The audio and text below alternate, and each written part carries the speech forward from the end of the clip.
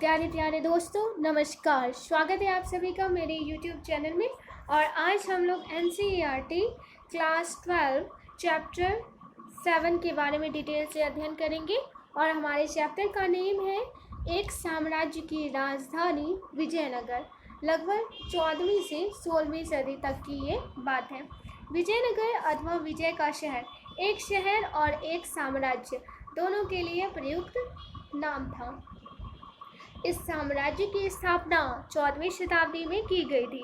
अपने चरमोत्कर्ष पर यह उत्तर में कृष्णा नदी से लेकर प्रायद्वीप के सुदूर दक्षिण तक फैला हुआ था।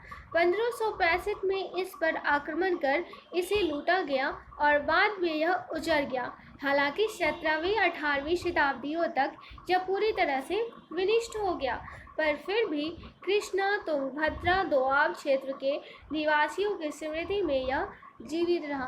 उन्होंने इसे हम्पी नाम से याद रखा।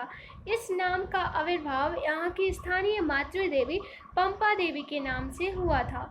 इन मौखिक परंपराओं के साथ साथ पुरातात्विक खोजों, स्थापत्यों के नमूनों, अभिलेखों तथा अन्य दस्तावेजों ने विजयनगर साम्राज्य को पुनः खोजने में विद्वानों की सहायता की। यहाँ पे आप दृश्य देख सकते हैं। चित्र 7.1 में दिया गया है। विजयनगर के शहर के चारों ओर बनाई गई पत्थर की दीवार का एक भाग है। हम्पी की खोज। हम्पी यानी कि विजयनगर का साम्राज्य को ही हम्पी कहा गया है और ये 14वीं से 16वीं शताब्दी की बात है। हम्पी के भग्नावशेष 1800 ईस्वी में एक अभियंता तथा पुराविद कर्नल कॉलिन मैकेंजी द्वारा प्रकाश में लाए गए थे। मैकेंजी, जो ईस्ट इंडिया कंपनी में कार्यरत थे, ने इस स्थान का पहला सर्वेक्षण मानचित्र तैयार किया। उनके द्वारा हासिल शुरुआती जानकारियां विरूपाक्ष मंदिर तथा पंपा देवी के पूजा स्थल के पुरोहितों की स्मृतियों पर आधारित थे। कालांतर में 1856 ईस्वी से छाया चित्रकारों ने यहाँ के भवनों के चित्र संकलित करने आरंभ किए, जिससे शोधकर्ता उनका अध्ययन कर पाए। 1836 से ही अभिलेखकर्ताओं ने यहाँ और हम्पी के अन्य मंदिरों से कई दर्जन अभिलेखों को इकट्ठा करना आरंभ कर दिया। इस शहर तथा साम्राज्य के इतिहास के पुनर्निर्माण के प्रयास में इतिहासकारों ने इन स्रोतों का विदेशी यात्रियों के वृत्तांत तथा तेलुगु, कन्नड़, तमिल और संस्कृत में लिखे गए साहित्य से मिलान किया। कॉलिन मैकेंजी के बारे में देखिए। 1754 ईस्वी में जन्मे कॉलिन मैकेंजी ने एक अभियंता, सर्वेक्षक तथा मानचित्रकार के रूप में प्रसिद्धि हासिल की। 1815 में उन्हें भारत का पहला सर्वेयर जनरल बनाया गया और 1821 में अपनी मृत्यु तक वे इस पद पर बने रहे। भारत के अतीत को बेहतर ढंग से समझने और उपनिवेश के प्रशासन को आसान बनाने के लिए उन्होंने इतिहास से संबंधित स्थानीय परंपराओं का संकलन तथा ऐतिहासिक स्थलों का सर्वेक्षण करना आरंभ किया। वे कहते हैं, ब्रिटिश प्रशासन के सुप्रभाव में आने से पहले दक्षिण भारत खराब प्रबंधन की दुर्गति से लंबे समय तक जूझता रहा। विजयनगर के अध्ययन से मैकेंजी को यह विश्वास हो गया कि कंपनी स्थानीय लोगों को अलग अलग कबीलों, जो इस समय भी जनसंख्या का एक बड़ा हिस्सा थे, को अब भी प्रभावित करने वाले इनमें से कई संस्थाओं, कानूनों तथा रीति रिवाजों के विषय में बहुत महत्वपूर्ण जानकारियां हासिल कर सकते थे। चित्र 7.2 है। ये मैकेंजी और उनके सहायक या चित्रकार थॉमस हिक्की द्वारा बनाए गए तैल चित्र का किसी अज्ञात चित्रकार द्वारा बनाया गया प्रतिरूप है। यह लगभग 1825 ईस्वी का है और royal Asiatic society of Britain and Ireland के संकलन से संबद्ध है। मैकेंजी के बाईं ओर दूरबीन थामे उनका चपरासी सिंजी और दाईं ओर उनके ब्राह्मण सहायक है। एक जैन पंडित दाईं ओर और उनके पीछे तेलुगु ब्राह्मण कावलेरी वेंतक लक्ष्माया है। यहाँ पे आप चित्र के माध्यम से देख सकते हैं उन सभी को। मैकेंजी और उनके देशक सूचनादाताओं को चित्रकार ने किस प्रकार चित्रित किया है, उनके तथा उनके सूचनादाताओं के विषय में दर्शकों पर किस प्रकार के विचार डालने का प्रयास किया गया है, इस चित्र को देखकर आप बताइए। राय नानक तथा सुल्तान राय नायक तथा सुल्तान। परंपरा और अभिलेखीय साक्ष्यों के अनुसार विजयनगर साम्राज्य की स्थापना दो भाइयों हरिहर और बुक्का द्वारा 1336 ईस्वी में की गई थी। इस साम्राज्य की अस्थिर सीमाओं में अलग अलग भाषाएं बोलने वाले तथा अलग अलग धार्मिक परंपराओं को मानने वाले लोग रहते थे। अपनी उत्तरी सीमाओं पर विजयनगर शासकों ने अपने समकालीन राजाओं, जिनमें दक्कन के सुल्तान तथा उड़ीसा के गजपति शासक शामिल थे, उर्वर नदी घाटियों तथा लाभकारी विदेशी व्यापारों से उत्पन्न संपदा पर अधिकार के लिए संघर्ष किया। साथ ही इन राज्यों के बीच संपर्क के विचारों का आदान प्रदान विशेष रूप में से स्थापत्य के क्षेत्र में होने लगा। विजयनगर के शासकों ने अवधारणाओं और भवन निर्माण की तकनीकों को ग्रहण किया, जिन्हें उन्होंने आगे और विकसित किया। इस साम्राज्य के कई भागों ने पहले शक्तिशाली राज्यों जैसे तमिलनाडु में चोलों और कर्नाटक में होयसालों के राज्यों का विकास देखा था। कर्नाटक साम्राज्य, जहां इतिहासकार विजयनगर साम्राज्य शब्द का प्रयोग करते हैं, वहीं समकालीन लोगों ने इसे कर्नाटक साम्राज्य की संज्ञा दी है। मतलब कि विजयनगर, जहाँ इतिहासकार इसे विजयनगर साम्राज्य शब्द का प्रयोग करते हैं, वहीं समकालीन लोगों ने उसे कर्नाटक साम्राज्य की संज्ञा दी है। यानी कि उन लोगों ने कहा जो ये कर्नाटक का साम्राज्य था। यहाँ पे आप देख सकते हैं तंजावुर में बृहदेश्वर मंदिर का गोपुरम अथवा प्रवेश द्वार तंजावुर में स्थित है। हाथी, घोड़े और लोग। गजपति का शाब्दिक अर्थ हाथियों का स्वामी होता है। 15वीं शताब्दी में उड़ीसा के एक शक्तिशाली शासक वंश का यही नाम था। विजयनगर की लोक प्रचलित परंपराओं में दक्कन के सुल्तानों को अश्वपति या घोड़ों के स्वामी तथा रायों को नरपति या लोगों के स्वामी की संज्ञा दी गई। आप लोगों की जानकारी में बता देना चाहती हूँ कि तंजावुर जो है वो तमिलनाडु में स्थित है। इन क्षेत्रों के शासक वर्ग ने विशाल मंदिरों जैसे तंजावुर के बृहदेश्वर मंदिर तथा बेलूर के चनकेश्वर मंदिर को संरक्षण प्रदान किया। विजयनगर के शासकों, जो अपने आप को राय कहते थे, ने इन परंपराओं को आगे बढ़ाया और जैसे कि हम देखेंगे उन्हें नई ऊंचाइयों तक पहुंचाया। शासक और व्यापारी, चूँकि इस काल में युद्ध कला प्रभावशाली अश्वसेना पर आधारित होती थी, इसीलिए प्रतिस्पर्धी राज्यों के लिए अरब तथा मध्य एशिया से घोड़ों का आयात बहुत महत्वपूर्ण था। यह व्यापार आरंभिक चरणों में अरब व्यापारियों द्वारा नियंत्रित था। व्यापारियों के स्थानीय समूह, जिन्हें कुदिरई चेट्टी अथवा घोड़ों के व्यापारी कहा जाता था, भी इन विनियमों में भाग लेते थे। 1498 ईस्वी में कुछ और लोग पटल पर उभर कर आए। ये पुर्तगाली थे जो उपमहाद्वीप के पश्चिम तट पर आए और व्यापारिक तथा सामरिक केंद्र स्थापित करने का प्रयास करने लगे। उनकी बेहतर सामरिक तकनीक, विशेष रूप से बंदूकों के प्रयोग ने उन्हें इस काल की उलझी हुई राजनीति में एक महत्वपूर्ण शक्ति बनकर उभरने में सहायता की। विजयनगर भी मसालों, वस्त्रों तथा रत्नों के अपने बाजारों के लिए प्रसिद्ध था। ऐसे शहरों के लिए व्यापार एक प्रतिष्ठा का मानक माना जाता था।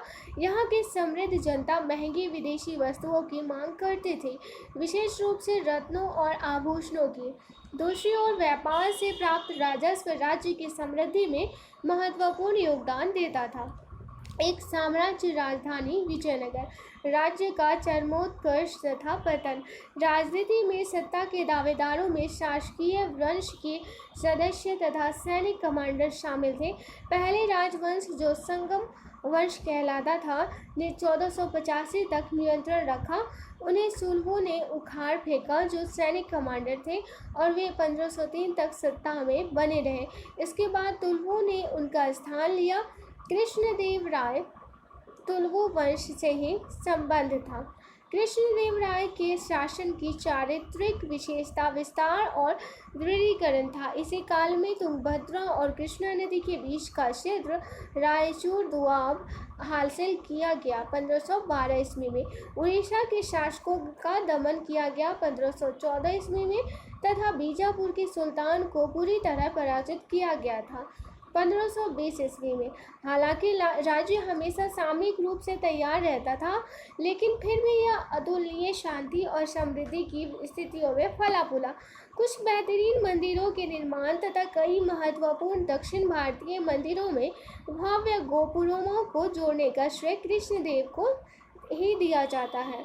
उसने ही अपनी मां के नाम पर विजयनगर के समीप ही नगलपुरम नामक उपनगर की स्थापना भी की थी। विजयनगर के संदर्भ में सबसे विस्तृत विवरण कृष्णदेवराय के या उसके तुरंत बाद के कालों से प्राप्त होते हैं। कृष्णदेव की मृत्यु के पश्चात 1529 में राजकीय ढांचे में तनाव उत्पन्न होने लगा। उसके उत्तराधिकारियों को विद्रोह नायकों या सेनापतियों से चुनौती का सामना करना पड़ा। 1542 तक केंद्र पर नियंत्रण एक अन्य राजकीय वंश अरविदों के हाथों में चला गया, जो 17वीं शताब्दी के अंत तक सत्ता पर काबिज रहे। पहले की ही तरह इस काल में भी विजयनगर शासकों और साथ ही दक्कन सल्तनतों के शासकों की सामरिक महत्वाकांक्षाओं के चलते समीकरण बदलते रहे। अंततः यह स्थिति विजयनगर के विरुद्ध दक्कन सल्तनतों के बीच मैत्री समझौते के रूप में परिणत हुआ।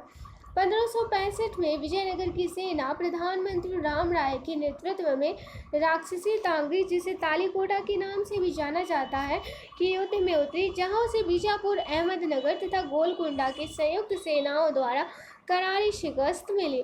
विजयी सेनाओं ने विजयनगर शहर पर धावा बोलकर उसे लूटा। कुछ ही वर्षों के भीतर यह शहर पूरी तरह से उजड़ गया। अब साम्राज्य का केंद्र पूर्व की ओर स्थानांतरित हो गया, जहां अराविदो राजवंश ने पेनुकोंडा से और बाद में चंद्रगिरी तिरुपति के समीप से शासन किया। विजयनगर के सबसे प्रसिद्ध शासक कृष्णदेव राय शासनकाल था उनका 1509 से 29 ने शासन कला के विषय में अमुक्त मल्यदेव नामक तेलुगु भाषा में एक कृति लिखी। व्यापारियों के विषय में उसने लिखा, एक राजा को अपने बंदरगाहों को सुधारना चाहिए और वाणिज्य को इस प्रकार प्रोत्साहित करना चाहिए कि घोड़ों, हाथियों, रत्नों, चंदन, मोती तथा अन्य वस्तुओं का खुले तौर पर आयात किया जा सके। उसे प्रबंध करना चाहिए कि उन विदेशी नाविकों को जिन्हें तूफानों, बीमारी या तूफान के कारण उनके देश में उतरना पड़ता है, कि भली भांति देखभाल की जा सके। सुदूर देशों के व्यापारियों जो हाथियों और अच्छे घोड़ों का आयात करते हैं को रोज बैठक में बुलाकर तोहफे देकर तथा उचित मुनाफे की स्वीकृति देकर अपने साथ संबंध करना चाहिए। ऐसा करने पर ये वस्तुएं कभी भी तुम्हारे दुश्मनों तक नहीं पहुंचेंगी। आपके विचार में राजा व्यापार को प्रोत्साहित करने का इच्छुक क्यों था? इन विनियमों से किन समूहों को लाभ पहुंचा होगा? एक बार फिर से सुनिए। विजयनगर के सबसे प्रसिद्ध शासक थे कृष्णदेव राय, जिनका शासनकाल था 1509 से 1529 ईस्वी, यानी कि 20 वर्ष तक।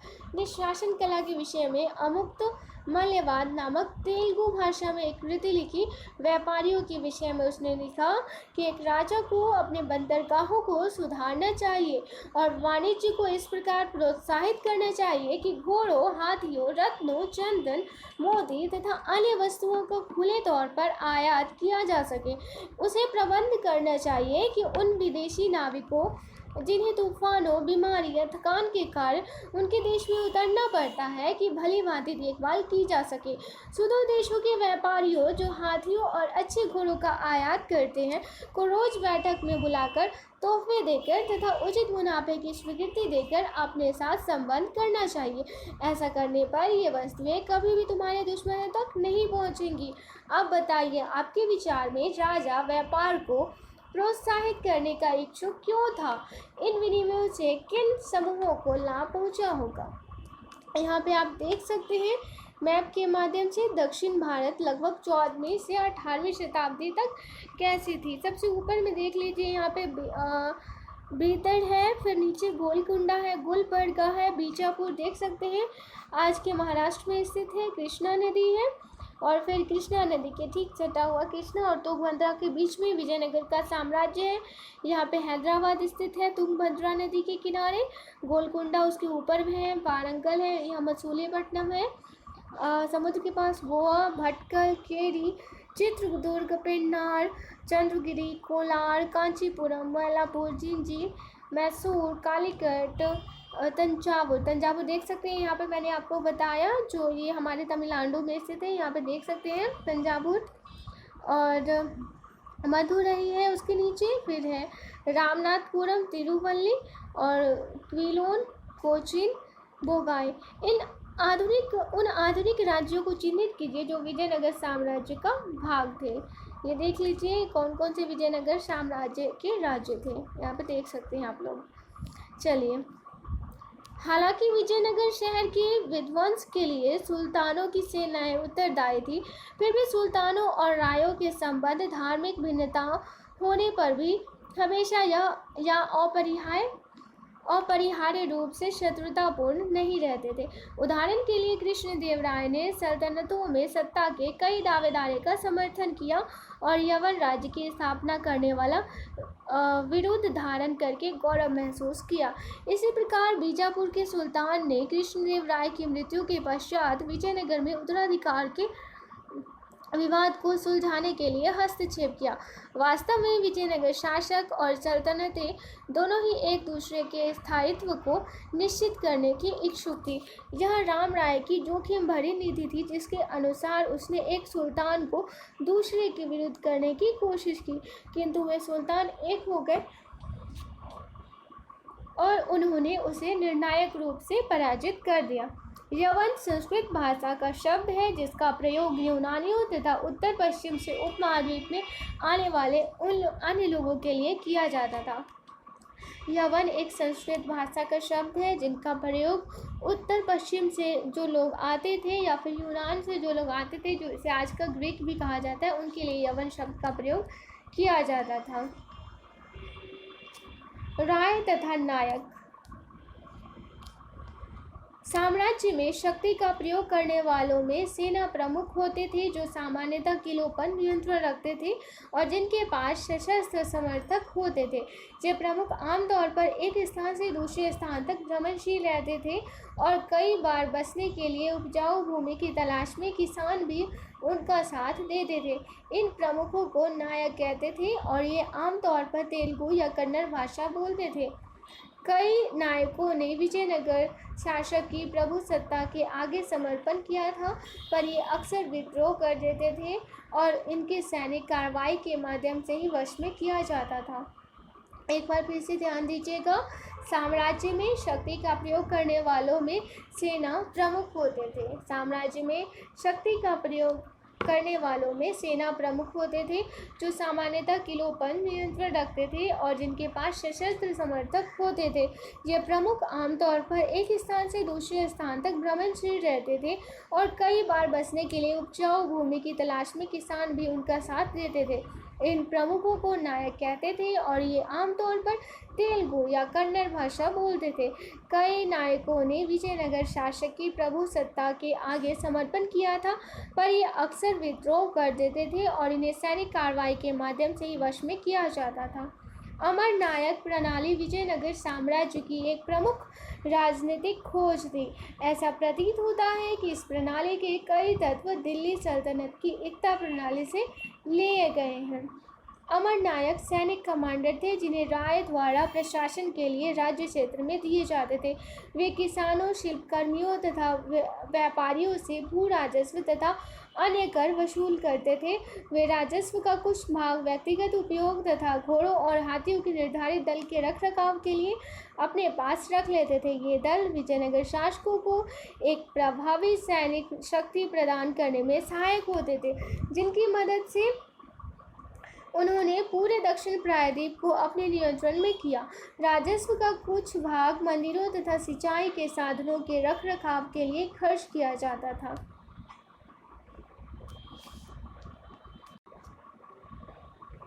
अमर शब्द का आविर्भाव मान्यता अनुसार संस्कृत शब्द समर से हुआ है, जिसका अर्थ है लड़ाई या युद्ध। यह फारसी शब्द अमीर से भी मिलता जुलता है, जिसका अर्थ है ऊंचे पद का कुली व्यक्ति। अमर नायक राजा को वर्ष में एक बार भेजा करते थे और अपनी स्वामी भक्ति प्रकट करने के लिए राजकीय दरबार में उपहार उपहारों के साथ स्वयं उपस्थित हुआ करते थे। राजा कभी कभी उन्हें एक दूसरे से दूसरे स्थान पर स्थानांतरित कर उन पर अपना नियंत्रण दर्शाता था, पर 17वीं शताब्दी में इनमें से कई नायकों ने अपने स्वतंत्र राज्य स्थापित कर लिए। इस कारण केंद्रीय राजकीय ढांचे का विघटन तेजी से होने लगा। मानचित्र 1 में चंद्रगिरी, मदुरई, इक्केरी, तंजावुर तथा मैसूर को चिन्हित कीजिए। चंद्रगिरी, मदुरई, इक्केरी, तंजावुर तथा मैसूर को चिन्हित कीजिए। ये सभी नायक शक्ति केंद्र थे। यह भी चर्चा कीजिए कि नदियों और पहाड़ों ने किन मायनों में विजयनगर के साथ संचार को सरल अथवा बाधित किया था। यहाँ पे हमें मदुरई, इक्केरी, तंजावुर, मैसूर को चिन्हित करना है। यहाँ पे हम लोग चंद्रगिरी को पहले ढूंढ लेते हैं। चंद्रगिरी कहाँ पर स्थित है? विजयनगर, मैसूर, मदुरई, तिरुवल्ली, चिंतवरम, चंद्रगिरी यहाँ पे देख सकते हैं, जो आज का आंध्र प्रदेश में पड़ता है। वहाँ पे चंद्रगिरी मौजूद है। मदुरई तमिलनाडु में स्थित है। चिंतवरम भी तमिलनाडु में स्थित है। तंजावुर भी तमिलनाडु में ही स्थित है। और सिर्फ एक चंद्रगिरी जो है वो आंध्र प्रदेश में स्थित दिखाई दे रहा है। चलिए आगे पढ़ लेते हैं हम लोग।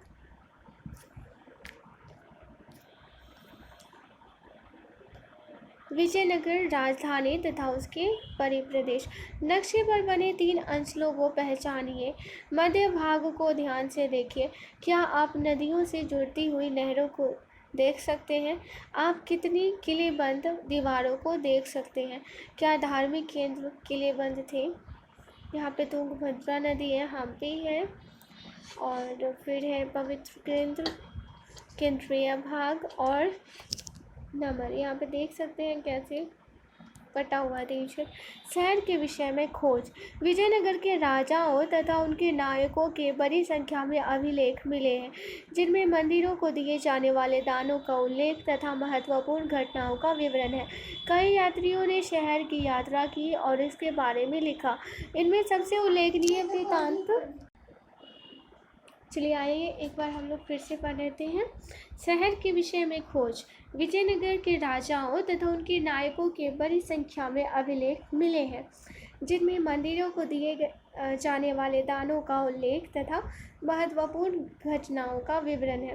कई यात्रियों ने शहर की यात्रा की और इसके बारे में लिखा। इनमें सबसे उल्लेखनीय वृत्तांत निकोलो दे क्रांति नामक इतालवी व्यापारी, अब्दुल रज्जाक नामक फारस के राजा का दूत, अफानासी निकितन नामक रूस का एक व्यापारी, जिन सभी ने 15वीं शताब्दी में शहर की यात्रा की थी, और दुआर्ते बरबोसा, डोमिंगो पेस तथा पुर्तगाल का फर्निंगो नुचिन, जो सभी 16वीं शताब्दी में आए थे, के हैं। क्या आप किसी शहर में ये अभिलक्षण देख सकते हैं? आपके विचार में पेस ने उद्यानों तथा जल स्रोतों को विशेष उल्लेख के लिए क्यों चुना? विशाल फैला हुआ शहर। यह डोमिंगो पेस द्वारा लिखे गए विजयनगर शहर के वर्णन से लिया गया एक उद्धरण है। इस शहर का परिमाप मैं यहाँ नहीं लिख रहा हूँ, क्योंकि यह एक स्थान से पूरी तरह नहीं देखा जा सकता, पर मैं एक पहाड़ पर चढ़ा जहाँ से मैं इसका एक बड़ा भाग देख पाया। मैं इसे पूरी तरह से नहीं देख पाया क्योंकि यह कई पर्वत श्रृंखलाओं के बीच स्थित है। वहाँ से मैंने जो देखा वह मुझे रोम जितना विशाल प्रतीत हुआ और देखने में अत्यंत सुंदर। इसमें पेड़ों के कई उपवन हैं, आवासों के बगीचों में तथा पानी की कई नालियाँ जो इसमें आती हैं तथा कई स्थानों पर झीलें हैं तथा राजा के महल के समीप के खजूर के पेड़ों का बगीचा तथा अन्य फल प्रदान करने वाले वृक्ष थे। विजयनगर राजधानी तथा उसके परिप्रदेश। अब हम उस समय के सबसे प्रसिद्ध शहरों में से एक विजयनगर की ओर रुख करते हैं। अधिकांश राजधानियों की तरह ही यह भी एक विशिष्ट भौतिक रूपरेखा तथा स्थापत्य शैली से अभिलक्षित थे। विजयनगर जल संपदा क्या थी? यहाँ पे विजयनगर की भौगोलिक स्थिति के विषय में सबसे चौंकाने वाला तथ्य तुंगभद्रा नदी द्वारा यहाँ निर्मित एक प्राकृतिक कुंड है। यह नदी उत्तर पूर्वी दिशा में बहती है। आसपास का भूदृश्य रमणीय ग्रेनाइट की पहाड़ियों से परिपूर्ण है जो शहर के चारों ओर करधनी का निर्माण करते से प्रतीत होती है। इन पहाड़ियों से कई जलधाराएं आकर नदी से मिलती हैं। लगभग सभी धाराओं के साथ साथ बांध बनाकर अलग अलग आकारों के हौज बनाए गए थे।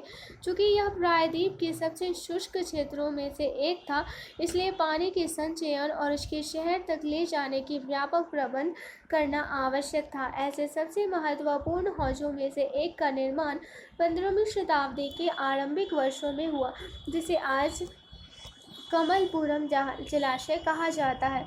इस हौज के पानी से न केवल आसपास के खेतों को सींचा जाता था, बल्कि इसे एक नहर के माध्यम से राजकीय केंद्र तक भी ले जाया गया था। हौजों जलाशयों का निर्माण किस प्रकार होता था? कृष्णदेव राय द्वारा बनवाए गए जलाशय के विषय में पेश लिखता है, राजा ने एक जलाशय बनवाया जो पहाड़ियों के मुख विवर पर, जिसने दोनों में से किसी पहाड़ी से आने वाला सारा जल वहां इकट्ठा हो। जिसके अलावा जल 9 मील लगभग 15 किलोमीटर से भी अधिक दूरी की पाइपों से आता है और जो बाहरी श्रृंखला के निचले हिस्से के साथ साथ बनाए गए थे। यह जल एक झील से लाया जाता है जो छलकाव से खुद एक छोटी नदी में मिलती है। जलाशय में 3 विशाल स्तंभ बने हैं जिन पर खूबसूरती से चित्र उकेरे गए हैं। ये ऊपरी भाग में कुछ पाइपों से जुड़े हुए हैं जिनमें ये अपने बगीचों तथा धान के खेतों की सिंचाई के पानी लाते हैं। इस जलाशयों को बनाने के लिए इस राजा ने एक पूरी पहाड़ी को तुड़वा दिया। जलाशय में मैंने इतने लोगों का कार्य करते हुए देखा कि वहाँ 15 से 20 हजार आदमी थे, चींटियों की तरह। सबसे महत्वपूर्ण जल संबंधी संरचनाओं में से एक हिरिया नहर को आज भी भग्नावशेषों के बीच देखा जा सकता है। इस नहर में तुंगभद्रा पर बने बांध से पानी लाया जाता था और इसे धार्मिक केंद्र से शहरी केंद्र को अलग करने वाली घाटी को सिंचित करने में प्रयोग किया जाता था। संभवतः इसका निर्माण संगम वंश के राजाओं द्वारा करवाया गया था। किलेबंदियां तथा सड़कें। इससे पहले कि हम शहर के विभिन्न भागों का गहन परीक्षण करें, हम उन विशाल किलेबंदी की दीवारों पर नज़र डालते हैं जिनसे उन्हें घेरा गया था।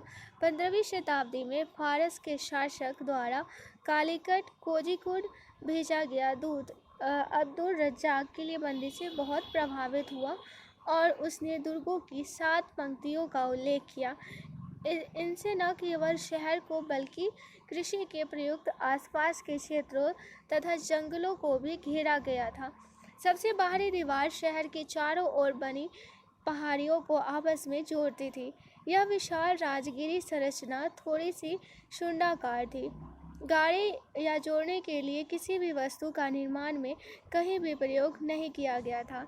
पत्थर के टुकड़े फानाकार थे जिनके कारण वे अपने स्थान पर टिके रहते थे। दीवारों के अंदर का भाग मिट्टी और मलबे के मिश्रण से बना हुआ था। वर्गाकार तथा आयताकार बुर्ज बाहर की ओर निकले हुए थे। यहाँ पे राजकीय केंद्र की ओर जाती एक कृत्रिम जल प्रणाली को दिखाया गया है चित्र में। इस किलेबंदी की सबसे महत्वपूर्ण बात यह थी कि इसे खेती को भी घेरा गया था। अब्दुल रज्जाक लिखता है कि पहली, दूसरी और तीसरी दीवारों के बीच जुटे हुए खेत, बगीचों तथा आवास है और पेश कहता है कि इस पहली परिधि से शहर में प्रवेश करने तक की दूरी बहुत है, जिसमें खेत है जहां वे धान उगाते हैं और कई उद्यान हैं और बहुत जल जो 2 झीलों से लाया जाता है। इन कथनों की आज के पुरातत्वविदों द्वारा पुष्टि की गई है, जिन्होंने धार्मिक केंद्रों तथा नगरीय केंद्र के बीच एक कृषि क्षेत्र के साक्ष्य खोज निकाले हैं। यह क्षेत्र एक व्यापक नहर प्रणाली के माध्यम से सिंचा जाता था, जिसमें तुंगभद्रा से जल लाया जाता था। यहाँ पे किलेबंद दीवार में बना एक प्रवेश द्वार दिखाया गया है। आपके विचार में कृषि क्षेत्रों को किलेबंद भूभाग में क्यों समाहित किया जाता था?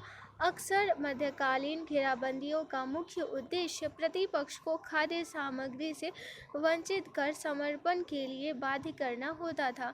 ये घेराबंदियां कई महीनों और यहाँ तक कि वर्षों तक चल सकती थी। आमतौर पर शासक ऐसी परिस्थितियों से निपटने के लिए किलेबंद क्षेत्रों के भीतर ही विशाल अन्नागारों का निर्माण करवाते थे। विजयनगर के शासकों ने पूरे कृषि भूभाग को बचाने के लिए एक अधिक महंगी तथा व्यापक नीति को अपनाया। इन प्रवेश द्वारों के बीच समानताओं तथा विभिन्नताओं का वर्णन कीजिए। आपके विचार में विजयनगर के शासकों ने इंडो इस्लामी स्थापत्य के तत्वों को क्यों अपनाया?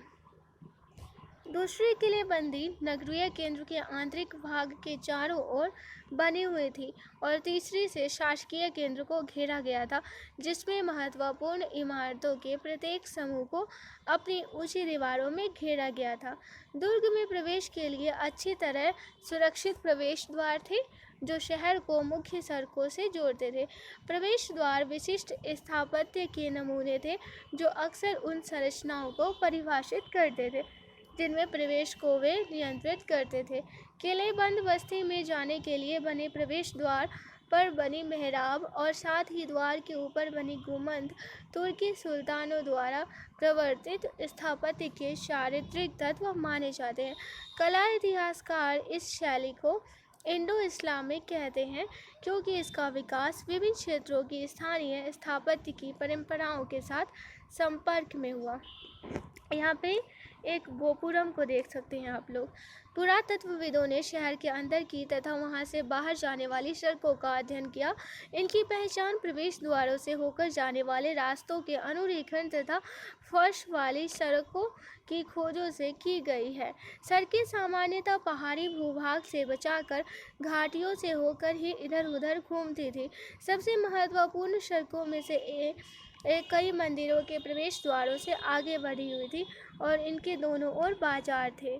शहरी केंद्र की ओर जाने वाली सड़कों पर चले तो सामान्य लोगों के आवासों के अपेक्षाकृत कम पुरातात्विक साक्ष्य है। पुरातत्वविदों ने कुछ स्थानों, जिनमें शहरी केंद्र का उत्तर पूर्वी कोना भी शामिल है, में परिष्कृत चीनी मिट्टी पाई है और उनका यह सुझाव है कि हो सकता है इन स्थानों में अमीर व्यापारी रहते हो या मुस्लिम रिहायशी मोहल्ला भी था। यहाँ स्थिति मकबरों तथा मस्जिदों की विशिष्ट कार्य है, फिर भी उनका स्थापत्य हम्पी से मिले मंदिरों के मंडपों के स्थापत्य से मिलता जुलता है।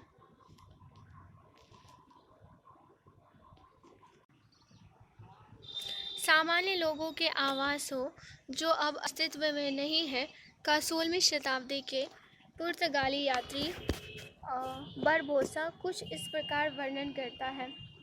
लोगों के अन्य आवास छप्पर के हैं, पर फिर भी सुदृढ़ हैं और व्यवसाय के आधार पर कई खुले स्थानों वाली लंबी गलियों में व्यवस्थित है। उत्खनित पटरी का एक भाग देख सकते हैं यहाँ पे। क्षेत्र सर्वेक्षण इंगित करते हैं कि इस पूरे क्षेत्र में बहुत से पूजा स्थल और छोटे मंदिर थे, जो विविध प्रकार के संप्रदायों, जो संभवतः विभिन्न समुदायों द्वारा संरक्षित थे, के प्रचलन की ओर संकेत करते हैं। सर्वेक्षणों से यह भी इंगित होता है कि कुएं, बरसात के पानी वाले जलाशय और साथ ही मंदिरों के जलाशय संभवतः सामान्य नगर निवासियों के लिए पानी के स्रोत का कार्य करते थे। चीनी मिट्टी के बर्तनों के टुकड़े, यहाँ पे उत्खनित पटरी का एक भाग देख सकते हैं चित्र के माध्यम से।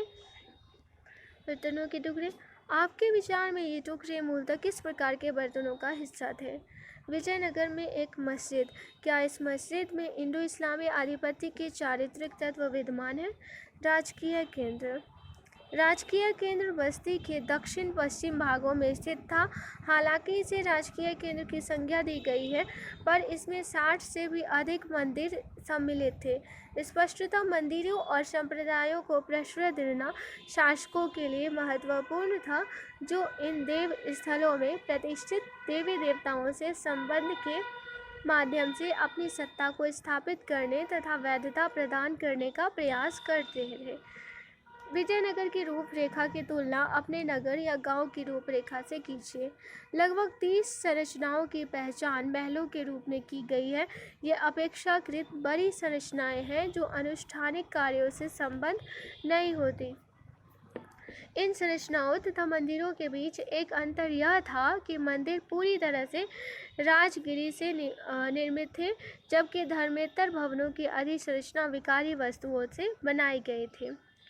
अब यहाँ पे देख लेते हैं विजय का एक भवन कैसा था। विजय का एक भवन सभा मंडप तथा महानवी डिब्बा जिसे पेश संयुक्त रूप से विजय का भवन की संज्ञा देता है। सभा मंडप तथा महानवी डिब्बा जिसे पेश संयुक्त रूप से विजय का भवन की संज्ञा देता है के विषय में वह लिखता है, इन संरचनाओं में एक के ऊपर एक 2 मंच है। सुंदरता से चित्रित ऊपरी मंच पर इस विजय के भवन में राजा ने कपड़े से बना एक कमरा बनवाया है। यहाँ मूर्ति का एक पूजा स्थल है और एक अन्य में बीच में एक चबूतरा रखा हुआ है जिस पर राज्य का सिंहासन खड़ा हुआ है, मुकुट तथा राजकीय पायन। महानवमी डिब्बा इस क्षेत्र की कुछ अधिक विशिष्ट संरचनाओं का नामकरण भवनों के आकार और साथ ही उनके कार्यों के आधार पर किया गया है। राजा का भवन नामक संरचना अंतर क्षेत्र में सबसे विशाल है, परंतु इसके राजकीय आवास होने का कोई निश्चित साक्ष्य नहीं मिला है। इसके 2 सबसे प्रभावशाली मंच हैं जिन्हें सामान्यतः सभा मंडप तथा महानवी डब्बा कहा जाता है। पूरा क्षेत्र ऊंची दोहरी दीवारों से घिरा है और इनके बीच में एक गली है। सभा मंडप एक ऊंचा मंच है जिसमें आसपास तथा निश्चित दूरी पर लकड़ी के स्तंभों के लिए छेद बने हुए हैं। इसमें दूसरी मंजिल जो इन स्तंभों पर टिकी थी तक जाने के लिए सीढ़ी बनी हुई थी। स्तंभों से एक दूसरे से बहुत पास होने के से बहुत कम खुला स्थान बचता होगा और इसलिए यह स्पष्ट नहीं है कि यह मंडप किस प्रयोजन के लिए बना हुआ था। तो आज के लिए बस इतना ही। आशा करती हूँ ये लेक्चर आप लोगों को पसंद आया होगा। इसका आगे का पार्ट मैं जल्द प्रोवाइड करवा दूँगी। आज के इस ऑडियो में हम लोग इतना ही रहने देते हैं। जल्द मिलते हैं हम लोग नेक्स्ट ऑडियो में। और अगर पसंद आया है तो लाइक, शेयर और सब्सक्राइब ज़रूर कीजिएगा। ये ऑडियो सुनने के लिए आप सभी का बहुत बहुत धन्यवाद। Thank you.